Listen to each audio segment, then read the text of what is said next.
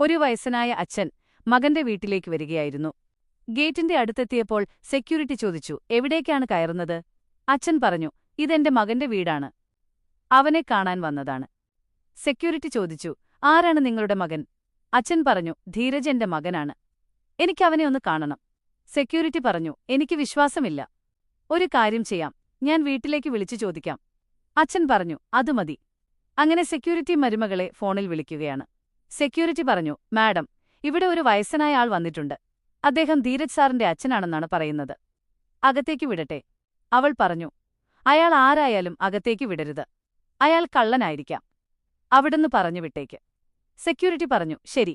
അങ്ങനെ സെക്യൂരിറ്റി അച്ഛനോട് പറഞ്ഞു, ഇവിടെ നിങ്ങളുടെ ബന്ധുക്കൾ ആരും താമസിക്കുന്നില്ല.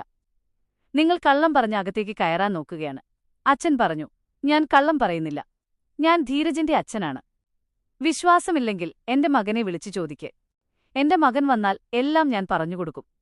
കുറച്ചു കഴിഞ്ഞപ്പോ സെക്യൂരിറ്റി അകത്തേക്ക് പോയി. അവൻ പറഞ്ഞു, മാഡം അയാളെ പറഞ്ഞുവിട്ടു. ഇനി ഒരിക്കലും ഇവിടെ വരില്ല. അവൾ പറഞ്ഞു, ഭാഗ്യം. ഇനി ഞാനും എന്റെ ഭർത്താവും സമാധാനമായി ജീവിക്കാം. സെക്യൂരിറ്റി ചോദിച്ചു, ശരിക്കും അദ്ദേഹം നിങ്ങളുടെ അമ്മായിയച്ഛനാണോ? അവൾ പറഞ്ഞു, അതെ, അമ്മായിയച്ഛൻ തന്നെയാണ്. ഒരു പാഠം പഠിപ്പിക്കാനാണ് ഞാൻ ഇങ്ങനെ ചെയ്തത്.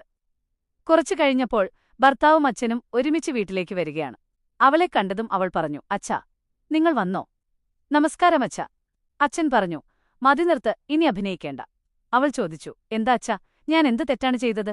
ഭർത്താവ് പറഞ്ഞു, നിനക്ക് നാണമില്ലേ? അച്ഛൻ ഇത്രയും ദൂരം നമ്മളെ കാണാൻ വന്നപ്പോൾ നീ ഗേറ്റിൽ നിന്ന് പറഞ്ഞുവിട്ടല്ലോ. അവൾ പറഞ്ഞു, ഞാൻ അച്ഛനെ കണ്ടിട്ടുപോലുമില്ല, ഇപ്പോഴാണ് കാണുന്നത്. ഭർത്താവ് പറഞ്ഞു, നിന്നെനിക്കറിയാം. നീ നേരിട്ട് കണ്ടില്ല, പക്ഷേ സെക്യൂരിറ്റിയോട് അച്ഛനെ അകത്തേക്ക് വിടരുതെന്ന് പറഞ്ഞത് നീ തന്നെയല്ലേ? അവൾ പറഞ്ഞു, ഇല്ല, അത് സെക്യൂരിറ്റി കള്ളം പറയുകയാണ്. ഭർത്താവ് പറഞ്ഞു, ഇനി അതൊന്നും പറയണ്ട. എന്റെ സ്വന്തം കണ്ണുകൊണ്ട് സെക്യൂരിറ്റി അച്ഛനോട് മോശമായി പെരുമാറുന്നത് ഞാൻ കണ്ടതാണ്. അതുകൊണ്ട് അവനെ ഞാൻ ജോലിയിൽ നിന്ന് പുറത്താക്കി. ഇനി നിന്റെ ഊഴമാണ്, ഈ വീട്ടിൽ നിന്ന് ഇറങ്ങിപ്പോ.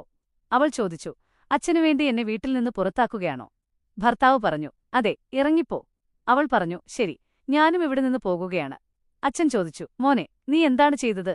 അവൻ പറഞ്ഞു, ഞാൻ ചെയ്തത് ശരിയാണ്. നിങ്ങളെ ബഹുമാനിക്കാൻ കഴിയാത്ത ഒരാൾക്ക് ഈ വീട്ടിൽ നിൽക്കാൻ അർഹതയില്ല.